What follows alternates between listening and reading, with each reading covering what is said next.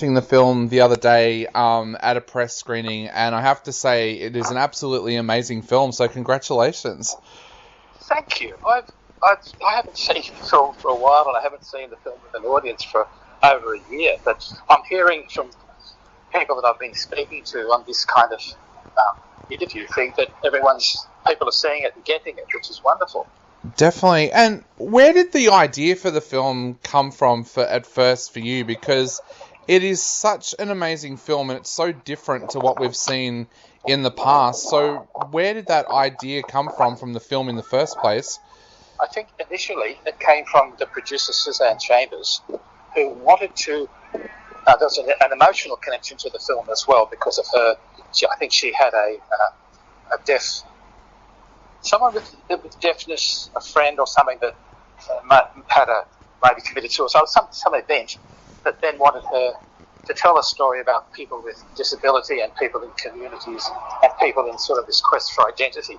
And so she put together this idea and then she pitched a few writers, and Ali Burnham came on as the writer and the story developed from it. I actually, as the director, I came on quite late in the process through various means, but so the film had been in evolution for about 5 years prior to being made. Yeah. And what was it about the screenplay that made you want to get involved with the film? Because I find this a really important film. I grew up with a deaf auntie, and growing up with a relative that was deaf, there was nothing around when I was a kid for me to learn anything about deafness at all. So what was it about this film that made you want to get involved with it? So, lots of levels. Prior to being a TV director, I was a theatre director, and I worked a lot in community theatre, and I worked a lot with people with disabilities and people that were marginalised in any way. So I had that sense of community about telling a story and helping to enable people and trying to find a way to represent community and diversity in an authentic way. So many levels. There was the script. The script was a really good read. When I read it, I thought I can make this film, keep it a simple love story, a simple story about identity again and community and belonging, but let all the major issues hang underneath it without politicising anything, without making it a statement film. Yeah. And so, and me personally, I have disability that surrounds me in my life. I have people, a deafness. I've had friends that were deaf. I've worked in that situation before. So I think it was a combination of things, but mainly it was just the humanity in the script. And you just can't walk away from that kind of stuff. It was just the scripts was just so alive with the energy of the characters. Yeah. And did using Auslan or sign language, as a lot of our listeners might know the language as, did that cause any issues when you were filming the film, or did it all go pretty smoothly? We had translators with us all the time, so we had cast members who were profoundly deaf and only spoke and observed Auslan as their language. Some lip read as well, but so throughout the rehearsal and throughout shooting, I had Auslan translators with me all the time, so I could be on set. I mean, the large crowds in the club scenes, those crowd scenes, I had, as I'm talking to the assembled cast and company there, I had the Auslan translator standing right next to me, signing my instructions and my direction. So they were there through the entire process. I mean, you can't authentically tell this story without having that authority with you on set. I don't identify, me and myself, I don't identify with any of the groups or communities within the film. But that didn't stop me from being able to research, work with. We had transgender consultants. We had consultants for the deaf community. So they were a part of our writing, rehearsing, and shooting and editing process. Yeah. Were you able to pick up any parts of Auslan yourself during the making of the film as well? Yeah. I had previous work I've done. My partner was an actor to a film that required some signing, and out of that I met members of the deaf community in Melbourne. So they taught me a few signs. So yes, I could say things like thank you and welcome and a few kind of basic signs. A few kind of basic things you have to be able to sign with a beautiful language. Yeah. We mentioned the drama before of the film, but there's also a little bit of humour in there as well, including that fantastic scene with a certain Auslan sign that Noah picks up and keeps on using. Did that humour stand out to you when you first read the script as well? Absolutely. Because it's so authentic and so human, humour has to exist within that, and that's a true story. Todd McKenney told that story where he was incorrectly signed because we think it means I love you or I'm showing a heart.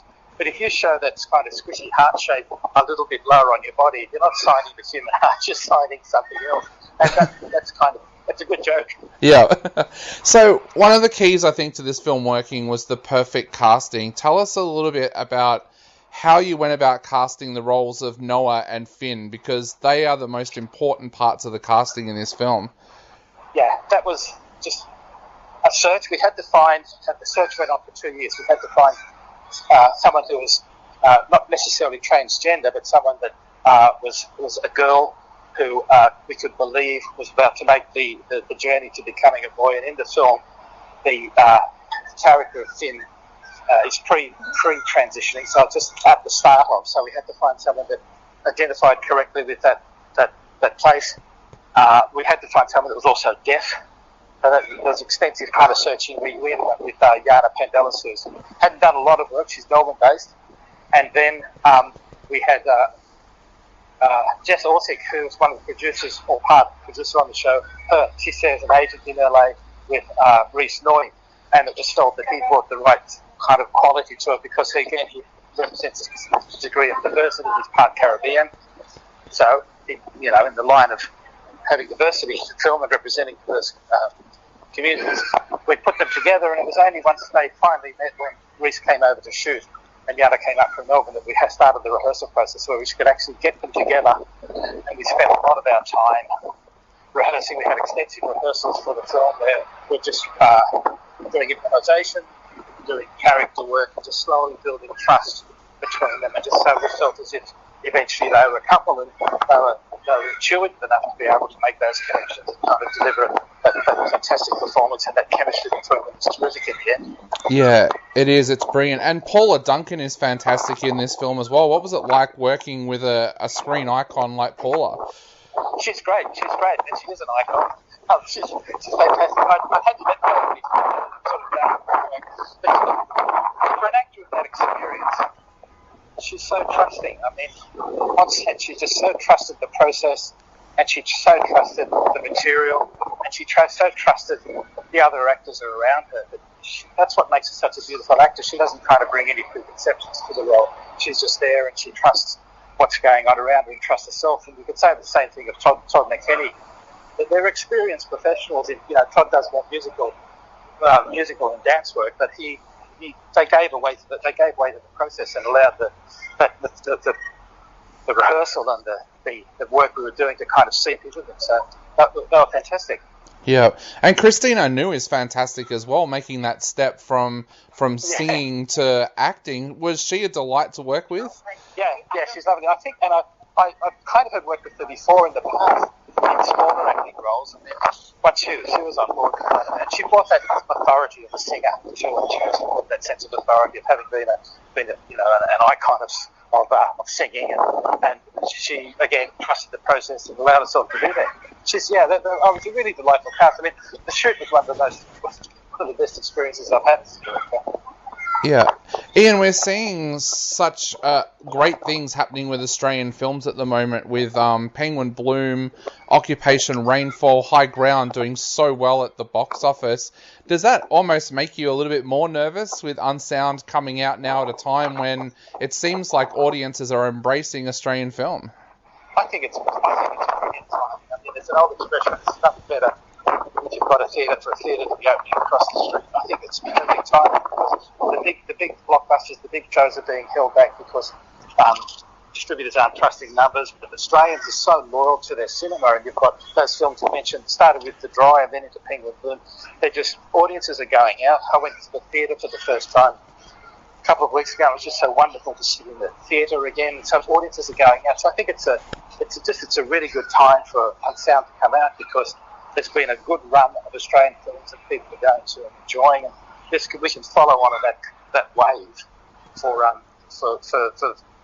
to continue with it. So I think it's a great time for it to be released. Definitely. It's a small. It's not a small film. It's going to have to work hard to find its audience.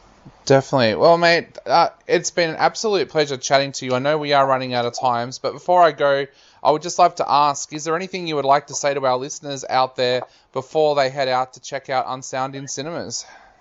Just enjoy the film, sitting in the dark again, enjoying a film, and pass the word around. Let people know about this film. Awesome. Well, Ian, thank you so much for chatting to us today, and thank you so much for all the television and movie magic that you've brought to us for over the years. Thank you. My pleasure. Thank you. Awesome, mate. You stay safe. We'll talk soon. Thank you. Awesome. Bye.